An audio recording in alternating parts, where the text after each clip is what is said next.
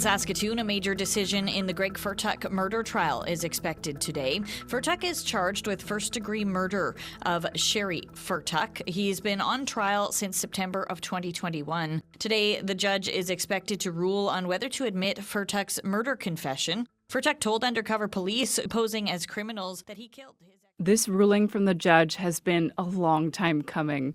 So many delays. But now the wait is over. Justice Richard Daniluk can finally share his decision on whether the evidence from the undercover sting is in or out. If he allows it, the trial carries on.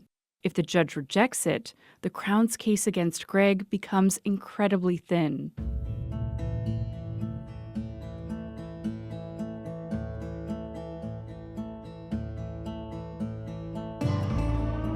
The evidence that was called and the law that has to be applied to it is an important area and obviously a significant test the Crown has to meet. The question he seems to keep coming back to repeatedly is, did Greg Fertuck ever have a reason to lie about murdering his wife, Sheree? Greg will always deny things, but the fact that he did admit to the undercover officers of what he did, I truly believe everything that he said he did. Everything just adds up. Too many other things add up. This is just a minor thing that I think he's just grasping at, trying to find a way out. I'm Kendall Latimer, and this is episode 15 of The Pit.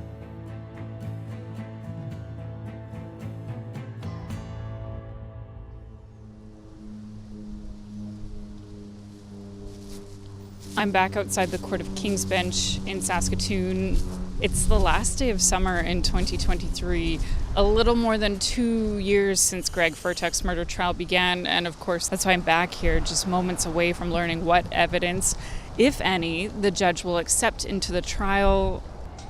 As I head to the courthouse, I see my colleague Dan Zakreski. He's there, notebook in hand.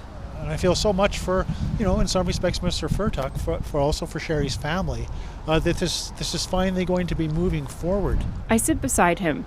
I'm feeling skeptical. This decision has been called off many times before. There's just a general feeling of surrealism that this is the actual day after all these years. I think the other interesting thing is, Justice Daniluk is in the middle of another Mr. Big trial. So he's going to be taking a break from the other Mr. Big trial to come into this to give his ruling. And in recent years, he's emerged as the Mr. Big sting judge. He will give, I think, what would be described as the bullet points of the judgment, which will be long and complex, befitting the material, distribute copies, and then go back to his other trial.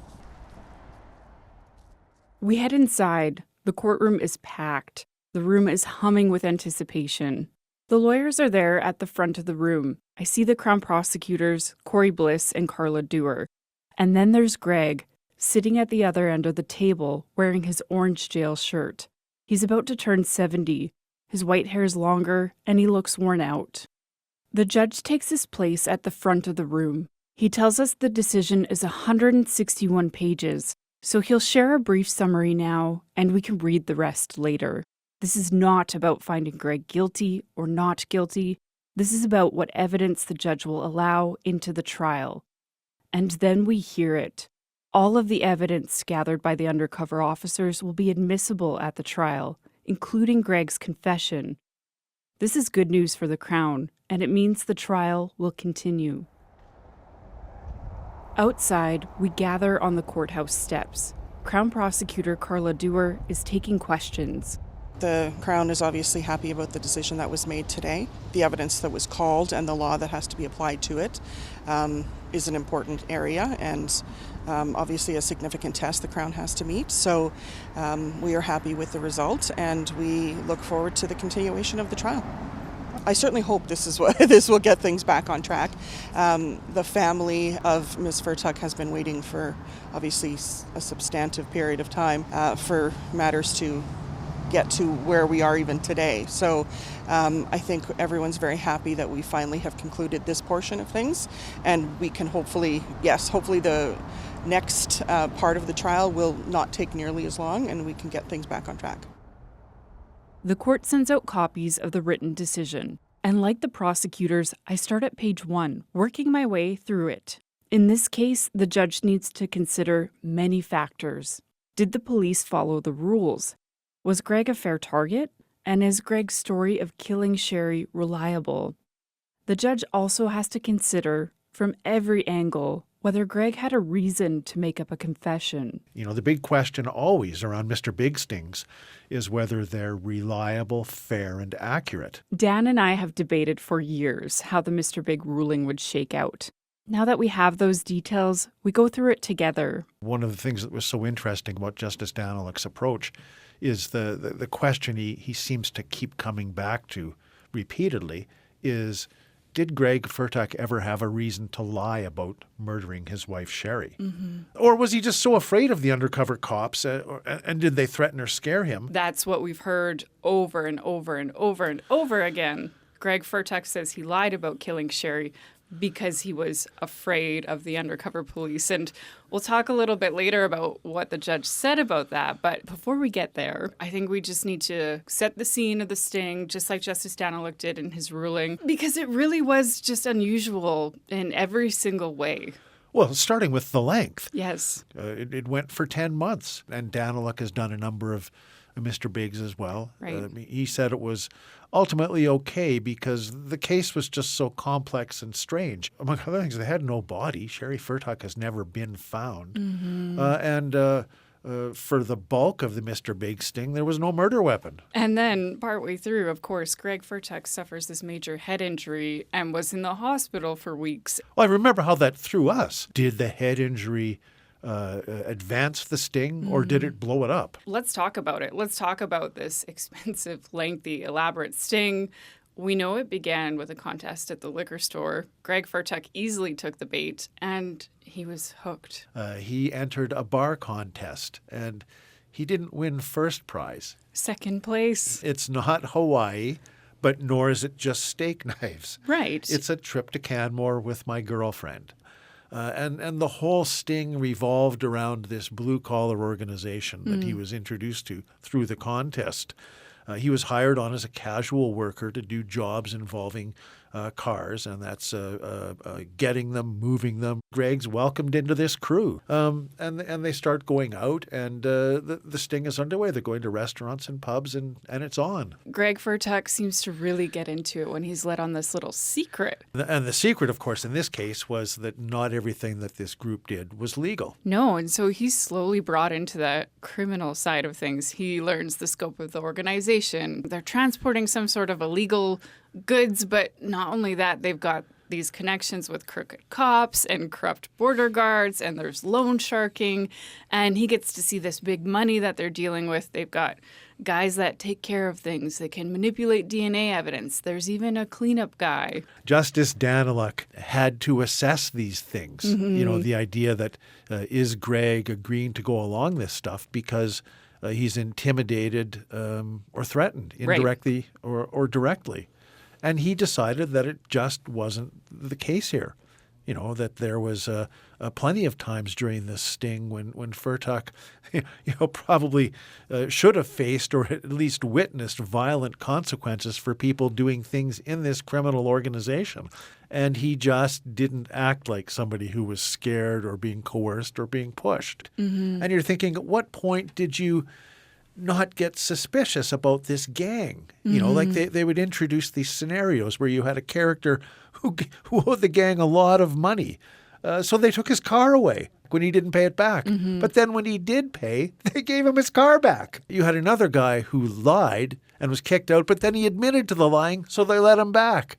So it seemed like the only real consequence for people who didn't follow the rules in this gang was they got a stern talking to. We're not going to cut off your toe, but you can't sit with us anymore. I don't know why I'm laughing, because it's so manipulative and so effective. Justice Daniluk wrote in this judgment that the nature of what happens in stings has been toned down so much, it's hard to believe that the targets even fall for it ever. but they do all the time. But they do all the time. And he said it boggles the mind how people just willingly accept the notion that there is an all-powerful criminal syndicate which can fix any problem with hitmen, cleaners, criminal masterminds on call. And then this organization just deals with betrayal by saying, get out of here, buddy. Greg Fertuck tells us he made up this story because he was afraid, but based on the evidence before the court, that's just not a very believable story. And I guess, the other thing that Justice Daniluk has to consider is if it's not fear-motivated, maybe he's just lying because he's greedy. He wants money. So he had to consider, did Greg make up this confession because he just wanted to keep the cash train going? But still, when Justice Daniluk did the math, he figured Greg was basically making minimum wage over the course of the 10 months. Greg, at this point, he was retired, so not working, but he had this solid pension from 3 decades at the railway. He was living modestly, sharing a home with his girlfriend Doris in a core neighborhood. And throughout the entire sting, he's spending money freely. He's paying for his own liquor, his own clothes. He's buying gifts for his new buddies. There was one time they were at a strip club and he gave a worker $500, apparently thinking she would then give him sexual favors. Which she obviously did not, much to Greg's disappointment, Right. we heard. So he was just out $500, and that was his own cash to spend. And that was just one of many examples showing that, he had money. So Justice Daniluk, also addressed an issue that we heard a lot about at the trial. And that's Greg did have money issues with Sheree. Right. When they were pre-Mr. Big talking about possible motives for what had happened. He hadn't been paying her child support. They had issues with a big loan that he had taken out. And there was a huge issue with property division. We also know, though, that these issues, the family financial issues anyways, were resolved before the sting and after Sheree disappeared. So those were 2 major concerns scratched off, I guess, the Mr. Big checklist. The judge found that Greg didn't seem threatened into confessing, nor was he desperate for cash. Was it the emotional or social connections? Was there incentives there? Justice Daniluk kind of found the opposite, and he felt like Greg Fertuck was exactly where he wanted to be socially. He spent time alone when he wanted to, but he had his relationship with his girlfriend Doris. He had friends, family members, a home, a vehicle, a dog. He wasn't down and out on the streets. He wasn't some loner incapable of interacting with others, and his relationships weren't in jeopardy. His relationship remained strong with Doris, even when he had a girlfriend on the side. But beyond all of that, the evidence shows that Greg was an independent man. He wasn't a follower. He wasn't blindly obeying the directions or wishes of others. Justice Daniluk is making these comments because he's trying to satisfy the requirements of the Mr. Big, the thresholds.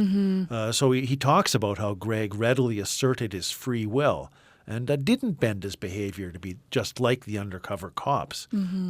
He asked to work for them. They set the table, for sure, but he's the one who made the overture. He didn't have to work on the criminal side of the organization. He had money. He just liked it. It was the sexier, more fun side, and he embraced it. Justice Daniluk just determined that Greg Fertuck was not a vulnerable or suggestible person whose will was, he was just beat down by these powerful personalities. During the crime boss confession, the crime boss asks Greg where he sees himself 5 years from now.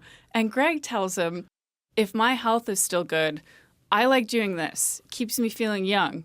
Greg stayed with the organization because he liked the work and he saw a future for himself there. Sure, and I think that comes through in Justice Daniluk's, sort of final take, and that's that he found from the evidence as a whole that there was a relationship of trust and respect, even friendship, between Greg and some of the officers. And Greg didn't change his behavior to curry that sort of favor. So according to the evidence, he wasn't socially stunted or completely uneducated, and he wasn't tempted so badly by the prospect of friendship or money that he made up a story of murder just to stay in with his buddies, or because he was so scared that was his only way out. One area of vulnerability that the judge did dwell on, though, or did take a close look at, was the alcohol addiction. Greg drank a lot. Justice Daniluk pointed out that this was something police were mindful of from the beginning. But Greg's drinking was escalating, and he was drinking alone. Like, he was showing up to scenarios and events under the influence. It honestly just kept getting worse until Greg was outside of business and he slipped and cranked his head on the ground. And Justice Daniluk wrote that during his assessment of Greg Fertuck's mental and emotional state throughout the sting, the only thing that really caused him to take pause was this head injury. The undercover officers get a phone call from Doris begging for them to come help Greg. And I think it's, probably a testament to the effectiveness of the sting at this point. And in terms of how much the cops had fooled Greg and Doris, that she doesn't call his brother. Greg has family. She calls his buddies. So then, you have two of the undercover cops go to the home and they see how he's doing. They're stunned. This guy's dying He's a on the mess. floor. They show up. Greg is saying there's no way he wants to go to the hospital. He's saying, if you do me that, I'm leaving you guys. In keeping with the whole weirdness of the whole scenario, that was a credible threat because they wanted Greg in their life so badly that they would do whatever they're going to do. Right. But in this case, the police made the decision that went beyond the sting. And it's a good thing, I guess, for them that they did, and for Greg, because Greg was really messed up. He was hurt. He was in the hospital for weeks. He had bleeding on the brain. He had clotting issues. He had memory issues. He had other physical complications. And when Greg came around, I think he appreciated what they had done. And then that dovetailed quite nicely into the continuation of the sting because suddenly they became the concerned friends who stayed with him during his time of recovery. And that came out in the Voir decision that it was legit. Like they put everything on hold. They didn't pump him for information when they had him in a vulnerable state. They did visit and they brought him food. They acted like friends. Justice Daniluk said that it was these actions of care and empathy during the sting and the fact that they got him help when he said he wouldn't speak to them again if they did. That actually goes a long way towards showing that there wasn't an abusive process. I think what's fascinating as we worked it through is that this health scare actually made Greg a better candidate for the sting. You had a Greg Fertuck who was happier and healthier as he recovered. He was practically sober. Yes, and Justice Daniluk wrote that he found he has absolutely no medical evidence before him to suggest that some catastrophic or highly serious or irreversible brain damage occurred such that Greg Fertuck was in a state of health that he shouldn't be subject of the ongoing sting. Nothing that was before the court convinced Justice Daniluk that Greg Fertuck that the incapacity was anything but temporary. And so all of those complications set aside, we should talk about what Greg said about Sheree during the sting, because ultimately that was the intent of this operation, was finding out whether or not Greg Fertuck played a role in Sheree Fertuck's disappearance. And that's also what the police keep coming back to, and you can take it with a grain of salt. They say, this sting is not to find Greg Fertuck guilty of killing Sheree Fertuck. The sting is to find out what happened to Sheree. Slim but critical distinction. Justice Daniluk, he looked at everything Greg Fertuck said and found that Greg spoke about Sheree multiple times before he was ever in the room with the crime boss. Now, at the time of the sting, this is 3 or 4 years after the disappearance, he never had to bring her up, but he did often. And again, all these statements, they were not prompted, they were not solicited.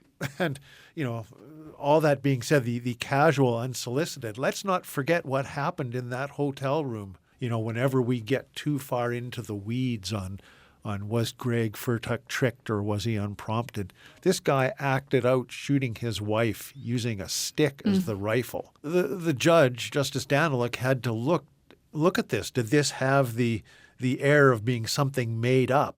When Justice Daniluk talked about the big reveal, he noted that Greg instantly fastened on to that being the topic of conversation. That was important. And the topic being Greg Fertuck murdering Sheree. Justice Daniluk just went through it, box by box. He found the way in which the Mr. Big interview was conducted was proper. Fertuck was sober. The boss was asking open-ended questions. He even suggested Greg was taking credit for the murder. He gave him the out, something that falsely taking credit for the murder, which Greg denied. And he added that he wished he hadn't done it. You could assume if Greg Fertuck was making it all up on the spot, perhaps he would have contradicted himself or told a slightly different story, but as Justice Daniluk says, he did not. He stayed consistent. He didn't just give a consistent narrative to the crime boss. He repeated all of these salient details to the cleaner, and the details that he added, as they say in court, were all confirmatory. They just added the color and just gave it that ring of truth. There's just the confirmatory evidence, all the confirmatory evidence that Justice Daniluk had to consider.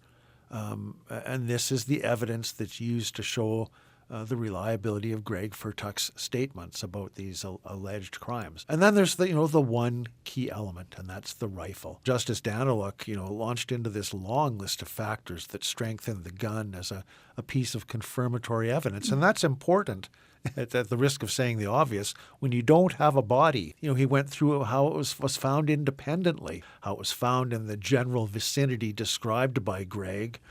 The Crown's firearms expert, Mr. Chan, said in his expert opinion that the rifle left the two shells found where Sheree disappeared, exactly where Greg told Mr. Big the murder happened in the pit. There's an elegance to the way the tumblers all start coming together. There's .22 caliber ammunition found at Greg's home, but no .22 gun was found. Really, the only flaw that the judge found with the gun was that it wasn't at the exact location of what Greg described to the crime boss.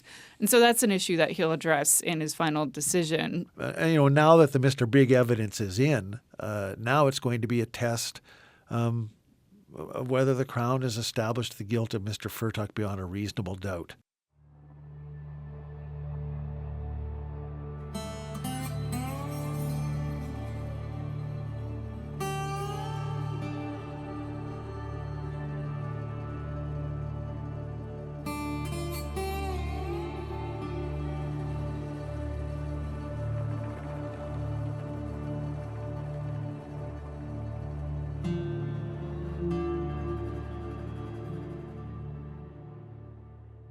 For the most part, the voir dire ruling focuses on police investigations, but the judge also writes about Sheree, because after all, this trial is about searching for the truth, about what happened to Sheree at the gravel pit on that December day. The judge talks about how Sheree was healthy and strong. She was responsible and dedicated to her work. The judge calls her a tough customer. She stood behind her word and expected people to do the same. She did not put up with very much nonsense. He says Sheree was a devoted daughter and a protective mother, a woman making plans for the future. The judge also points out the troubles between Sheree and Greg, the domestic abuse and the arguments over money. He talks about how the tensions between them were escalating right before Sheree vanished. When the judge makes his ruling, Sheree's sister is there to hear it. Tika White says she's relieved, but not surprised. I was actually quite confident that the judge was going to make the right decision, and he did. So it was a good day in court. Today is an important day for Sheree's family, and so is tomorrow. So actually tomorrow would be Sheree's 59th birthday. I guess today is a good day maybe for that. Sheree was 51 years old when she was last seen. And after 8 years, her family still doesn't have closure. For Tika, this decision is a long-awaited step toward that. Greg will always deny things. He's been a pathological liar his entire life. But the fact that he did admit to the undercover officers of what he did, I truly believe everything that he said he did, he he fully did those things. And I go back to the day that Mom told me Sheree was missing. I've reiterated these words many times, and I will say it again. I knew that she wasn't missing. I knew that Greg had killed her because he had said many times to Mom that that's what he should have done. And on December 7th, 2015, he followed through. Now he's facing the consequences of that.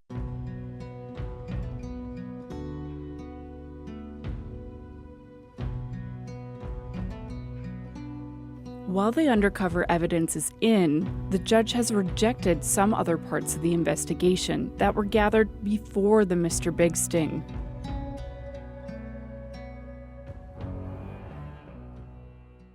An interview with Greg just days after Sheree vanished is out. Greg was too drunk to participate, and the police should have stopped the interview. The judge also tossed out some parts of an interrogation from 2017, when police grilled Greg for hours, pushing him for answers about Sheree. From the judge's perspective, most of the interview was okay, but he is rejecting one portion when police used Lana, Greg's youngest daughter, to try and get a confession. They bring her into the room. She talks to her dad, saying things like, "You'd rather sit in a cell for the rest of your life than tell the truth right now?" The judge says Greg wasn't obligated to say anything, but this made it sound like he had to, or he'd spend his life in prison. And police didn't address this at that moment. So that part of the interrogation was struck. But beyond this, almost all of the Crown's evidence will be considered. A Saskatoon judge says he will admit a videotaped confession from an accused killer, Greg Fertuck, as evidence at his murder trial. This means the judge can consider the confession when it comes time to decide the verdict. When court resumes, the Crown says its case is closed. Now it's time for the defense. That means it's Greg's turn, because he's still acting as his own lawyer. In Canada, people on trial are presumed innocent, so they don't have to testify in court. The defense doesn't even have to call witnesses. Greg can choose to say and do nothing. But the judge reminds him, if he wants to give his own personal evidence at the trial, he has to testify under oath. In court, Greg doesn't say if he plans to testify, but he tells the judge that he plans to call a witness, a different gun expert. He's got a guy in mind to cast doubt on the Crown's evidence. Later, I speak with Michelle Kish, another one of Sheree's sisters, and we talk about Greg's plan. To her, it seems like he's missing the bigger picture. They didn't do anything wrong.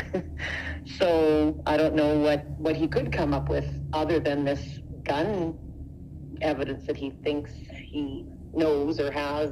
And really, that's a small part of, like, in my mind, it's sort of a small part in the whole, story that he told in his confession. So everything just adds up. Too many other things add up. And this is just a minor thing that I think he's just grasping at, trying to find a way out. Yeah. Thank God it's finally coming to an end. The delay and the ongoing waiting and just wondering, and no, it's just a huge relief that, this is finally coming to an end, and I guess we can try to move on. It's not long before another update comes from court. There's a quick meeting about the trial. Dan was there, and I catch up with him after. Okay, so the intent of this morning was they have to decide what the next stage of the trial is going to be, because we're into the trial proper. He tells me Greg is still fixated on the gun and those shells found at the gravel pit. That he wants to call his firearms expert. It's a fellow named Daryl Barr, who runs the forensic lab for the Calgary Police Service. He's got a company called Bulletproof Forensics. So he's a gun guy and very credible. What became immediately apparent, though, was the follow-up was that Mr. Barr is not available until at least January to start considering the material. 2024? Yes, 2024. We were all checking our phones in court. The trial did start in 2021, so we're coming up to 3 or 4 years into the trial. But that's not all of it. The other elements were, Greg also indicated he wants to probably recall the other firearms expert again to cross-examine him on the findings of his expert. The other final card is that Greg himself hasn't decided whether he will testify. What this all shakes out as meaning is that they are looking at probably May. With Justice Daniluk, as he sort of turned ashen on the bench when these dates become apparent, just said, I am not going to be sitting here in October of 2024 on this trial. This is going to be wrapped up one way or the other. And the other thing, too, was Mr. Fertuck again reiterated how he's now been in a 6x8 cell for 1,500 days. And Justice Daniluk said, put in an application for an interim review. So what was the mood like in the courtroom as it became clear this would drag on well into 2024? I think everybody in the courtroom was honestly taken aback when we started seriously talking about moving well into 2024.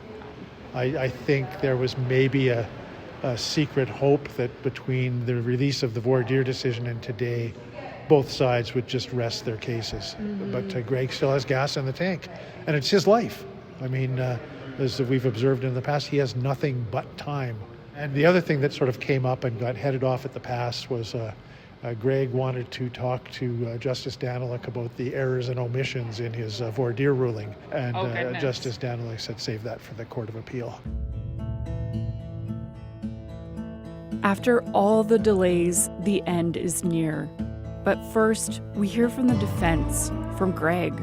He gets to present his case in February 2024, about 8 years after he was first suspected of killing Sheree. Greg will call witnesses, and he might even testify. If he does, the prosecutors have promised a lengthy cross-examination. And no matter what happens, we'll be back with all of the details.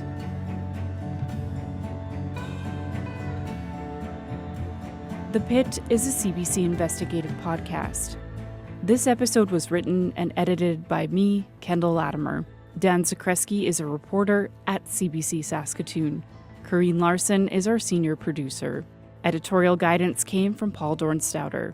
We want to extend a big thank you to Alicia Bridges, who has been with this podcast since the beginning. This is a message to say goodbye and thank you for caring about Sheree Fertuck's story. This podcast was a huge part of my life for a long time, and the people who spoke to us didn't have to. They didn't have to share their stories. They didn't have to trust us, and they did, and I'm so grateful for that. This story is still so important to me, and I hope that Sheree Fertuck's family can finally find the answers they're looking for. I've been back in Australia for 3 years now, so it seems like a good time for me to step away. Kendall is closest to the story now and has been for a while, and I'm so pleased to leave it in the hands of someone I trust. Thank you for caring about what happened to Sheree Fertuck and for listening to The Pit. If you like what you hear, please tell a friend. You can get in touch with us by email, thepit@cbc.ca.